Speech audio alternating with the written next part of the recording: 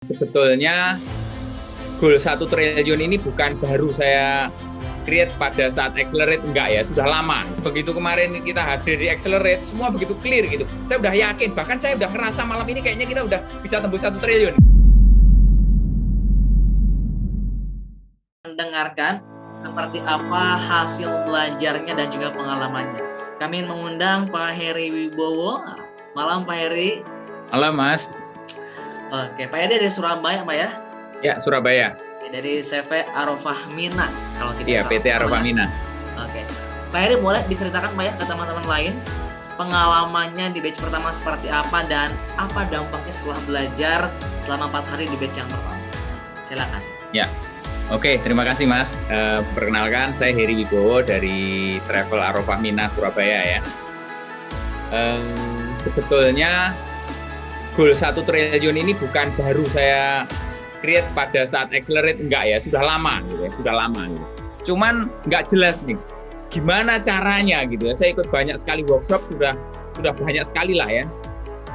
Semakin kuat, tapi semakin nggak jelas gitu. Caranya gimana, saya komunikasikan ke tim juga nggak jelas gitu ya. Tapi begitu kemarin kita hadir di Accelerate, semua begitu clear gitu. Bahkan sampai detail-detail financial projection-nya udah kelihatan gitu ya. Jadi bahkan ada satu hal yang membuat saya sangat surprise itu adalah saya ngajak salah satu tim saya. Beliau masih manajer marketing yang saya akan didik menggantikan saya sebagai CEO ya. Sejauh ini dia nggak yakin gitu. Gimana Pak, 1 triliunnya gimana? Kita siap belajar, siap kerja gitu. Tapi gimana caranya? Saya pun nggak bisa ngajarin. Dan pada saat malam pertama setelah pembelajaran Coach Yusak itu, Mbak Fitri itu yang tim saya yang saya ajak itu dia sudah mulai bikin tuh financial projection-nya. Dia telepon saya, kebetulan kita di beda kamar kan, karena dia perempuan, kita laki, jadi beda. Dia telepon saya, Pak, kayaknya saya udah ketemu nih Pak, caranya 1 triliun gimana? Saya udah yakin, bahkan saya udah ngerasa malam ini kayaknya kita udah bisa tembus 1 triliun gitu. Jadi itu sesuatu yang luar biasa gitu ya, sehingga saya tidak sendirian lagi gitu.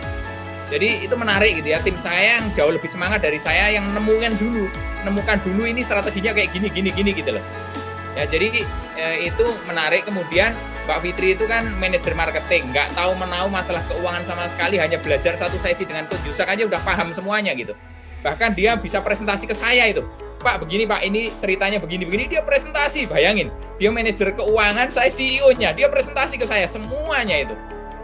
Ya sudah, saya ngerasa wah ini beruntung banget saya ngajak Mbak Fitri ke sini itu ya. Itu keberuntungan pertama gitu ya. Kita terlepas dari ngomong biaya ya, itu sesuatu yang luar biasa. Saya sudah ikut workshop sama Mbak Fitri itu udah banyak kali dan di mana-mana gitu ya, nggak ketemu.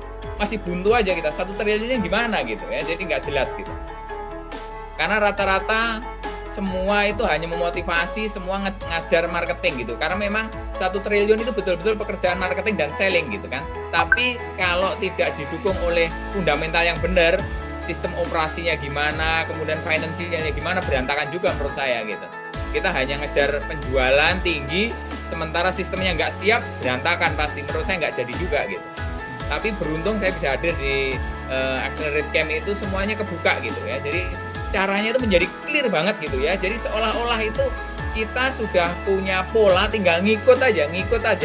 Jadi roadmap-nya udah jadi gitu, kita tinggal ngikuti aja gitu. Kalau mimpinya udah lama ada nih, mimpinya 1 triliun udah ada. Maka sebetulnya 1 triliunnya Arofah Mina itu dicapai tahun 2030 harusnya gitu. Tapi begitu pandemi kemarin, alhamdulillah kita satu-satunya travel di Indonesia yang bisa survive bahkan tumbuh 93%. Maka kami manfaatkan momentum ini, saya diskusi sama Mbak Fitri, Mbak, ini kayaknya jadi tahun depan, nggak usah nunggu 2030 malah nanti momentumnya hilang, malah nggak jadi nanti kita kelamaan gitu. Kita sepakat gitu ya. Saya sama Mbak Fitri itu membuat kesepakatan, oke Pak, siap Pak, caranya begini. Jadi kita harus nambah tim kira-kira 20 orang, nanti begini, pokoknya udah jadi nih semuanya.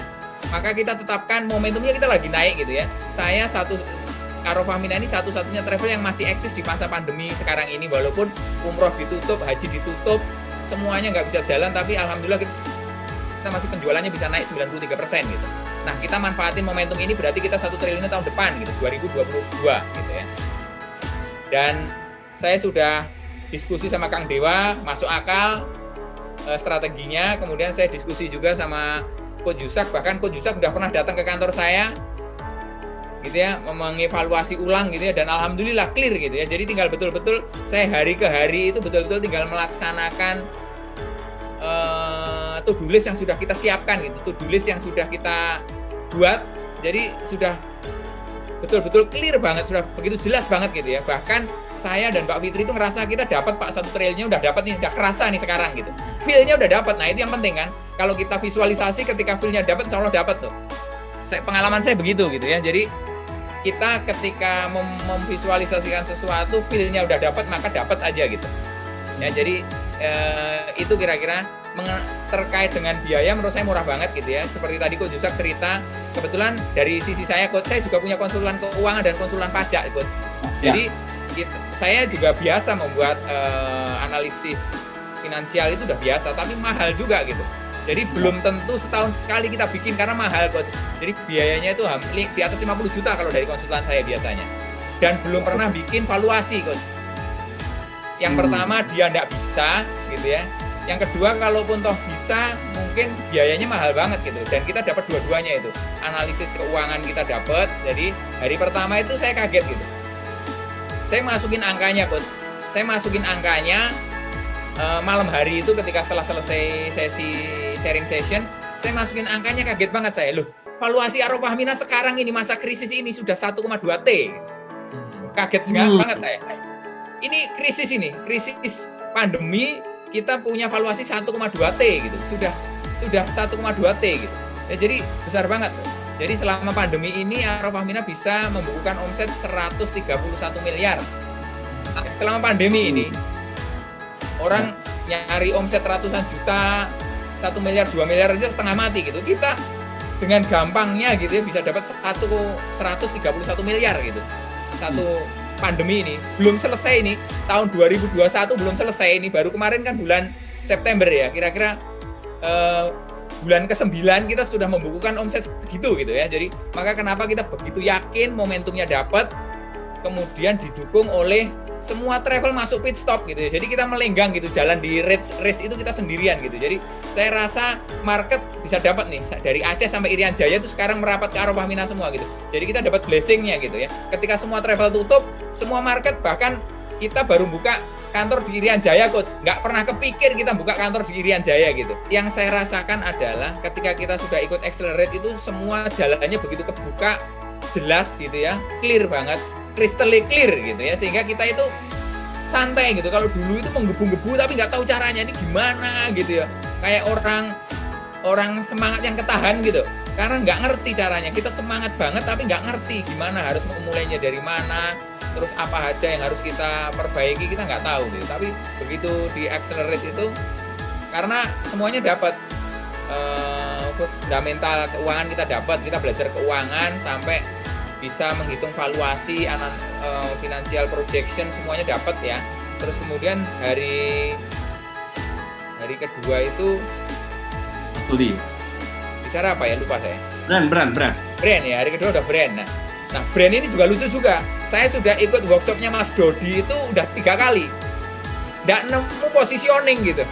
Nah begitu kemarin di Accelerate itu baru setengah hari itu sudah ketemu brand, positioning kita gitu, dan semakin yakin, dan sekarang sudah kita rubah semuanya. Jadi semua media iklan, semua sosial media kita sudah kita berubah sesuai dengan positioning kita gitu. Jadi lebih kenceng gitu ya, jalannya lebih kenceng gitu. Dan ketika ngerubah positioning Arofah Mina, dulu kita nggak punya positioning gitu. Saking tidak punya positioningnya, pada saat coaching pertama saya dengan Coach Rizky itu, kita itu cuman punya EBITDA itu 5%. Bayangkan, Arofah Mina ini menguasai airline. Jadi Arofah Mina ini adalah wholesaler Saudi Arabia nomor 1 se-Indonesia. Semua travel, 2000 travel se-Indonesia itu kalau beli tiket Saudi harus lewat Arofah Mina. Nah, tapi kita kok bisa dapat EBITDA cuma 5% gitu.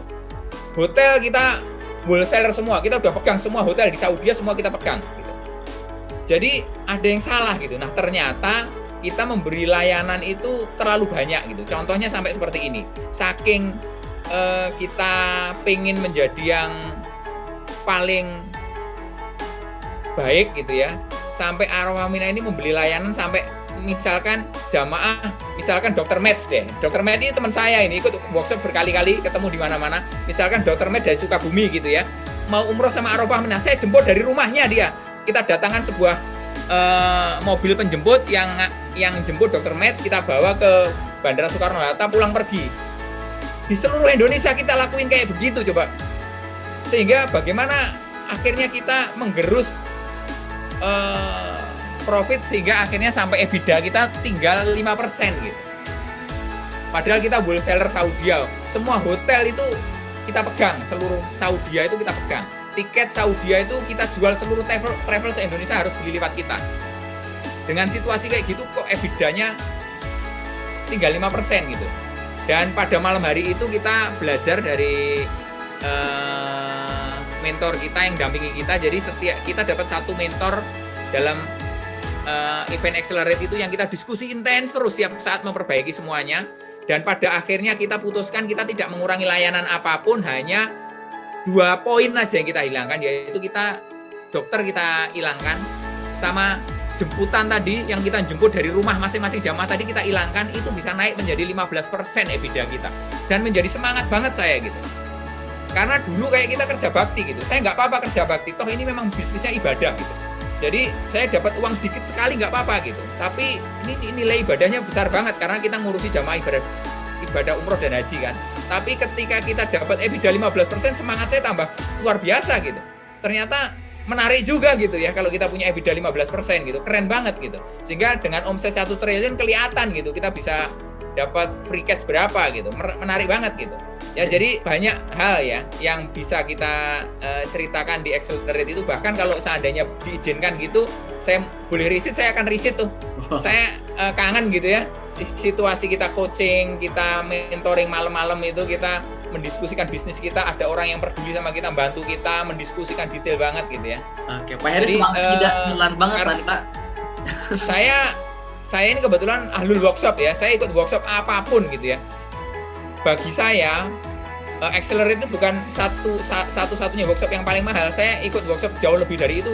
Pernah saya ikut workshop 350 juta juga pernah, satu kali workshop. Ya, jadi menurut saya murah banget. Accelerate itu dengan apa yang kita terima murah banget gitu. Kalau kita bisa pulang seperti rasa yang saya rasakan dan Mbak Fitri rasakan itu, nggak ada harganya itu kayaknya gitu ya. Jadi jangan dihitung harganya dulu, baru nanti pulang itu dirasakan gitu. Ini kemurahan apa enggak gitu ya.